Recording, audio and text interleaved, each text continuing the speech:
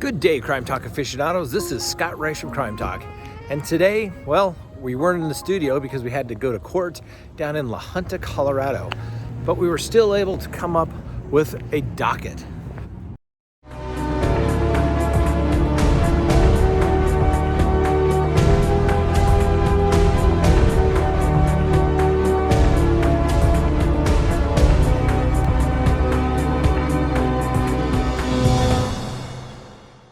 Good day, Crime Talk aficionados. This is Scott Reisch from Crime Talk, and thank you for tuning in. Today, we are coming to you on the road so that we can provide you content on a daily basis and update you when things happen. Well, today we're coming to you from La Junta, Colorado.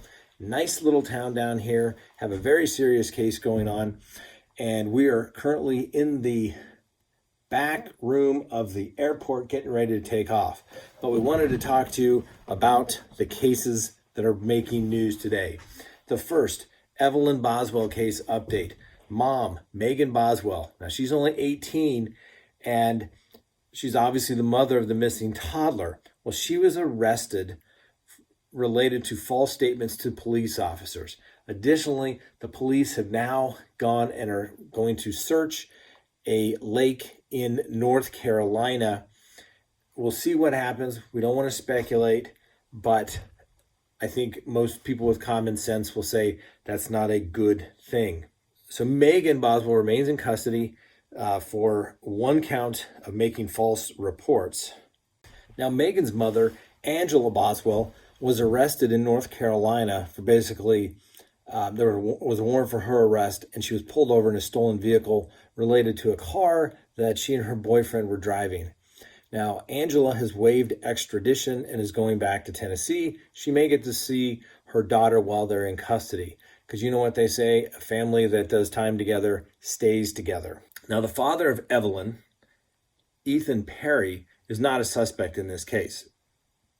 All indication is that he has completely cooperated with the authorities. And although he's in the military, he does not make a lot of money. He offered $1,000 of his own money for any information leading to information resulting in the return of his daughter. This is going to be, I think, a tragic situation. I don't think it's going to turn out well for anyone involved.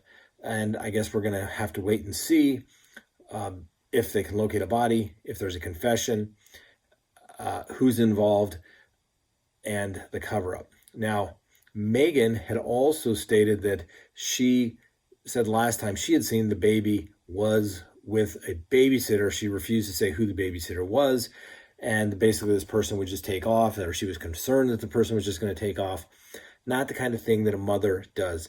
Anyone who's ever been a parent, even if you have an animal, if they're missing, you go looking. You do anything you can to make sure that that child returns safely.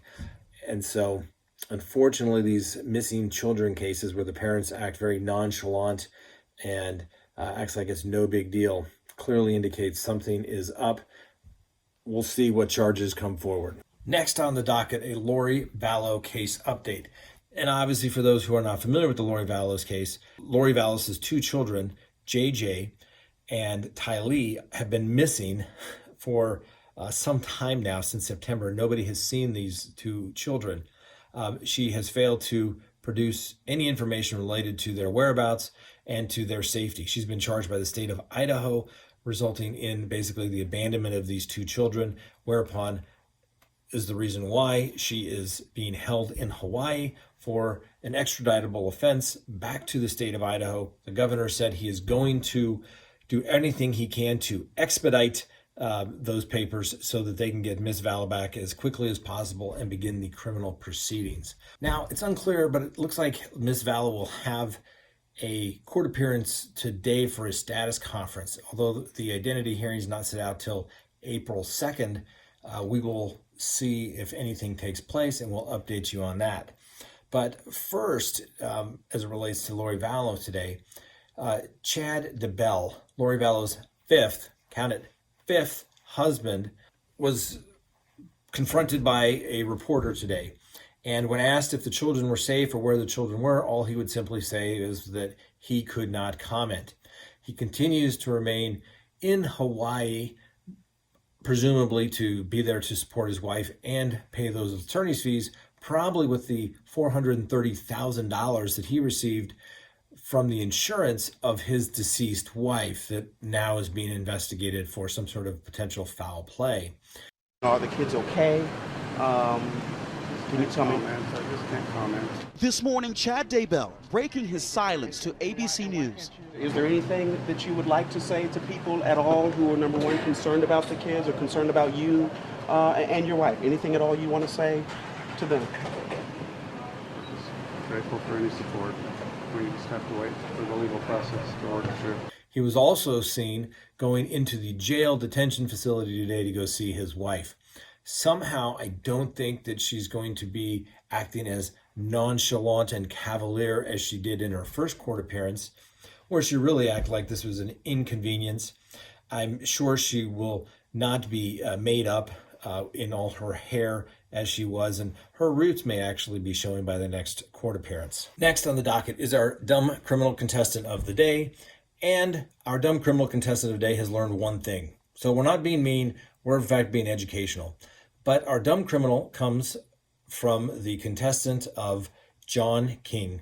Now, John King is 75. He was in the hospital for respiratory failure, and he was having difficulties getting the nurse to bring him his clothing for the day. So instead of hitting the little buzzer, perhaps even yelling, or asking the roommate or the gentleman that's in the bed next to him for assistance, no, what does he do? He has his lighter. He has his trusty lighter, probably part of the reason why he's there for respiratory failure, and he ultimately sets the bed on fire. Now, doesn't seem to be a very good thing to do, because he was in the bed, second of all, and guess what? That bed cost $4,000. And not only was he going to have to pay for the bed after he gets out of jail, assuming he gets probation, because he's been charged with felony arson charges. Now, Mr. King has learned that there's better ways to get the nurse's attention than lighting the bed on fire. Because when you light the bed on fire, well, guess what? It causes smoke, and other people in the room can't breathe. And Mr. King's roommate was yelling and told the police that that mother effer set the bed on fire. There was smoke, and I couldn't breathe. So, John King is our dumb criminal contestant of the day. And hopefully he's learned something from this. And hopefully everyone has learned something from John King's actions. And that is, don't light your bed on fire. And maybe the other one, and I don't want to sound hypocritical because who doesn't love a good cigar? But respiratory failure probably comes from smoking cigars and cigarettes. So anyway, that's all we have for you today. Hope you enjoyed it. Have a great day. We'll be back in the Crime Talk studio tomorrow.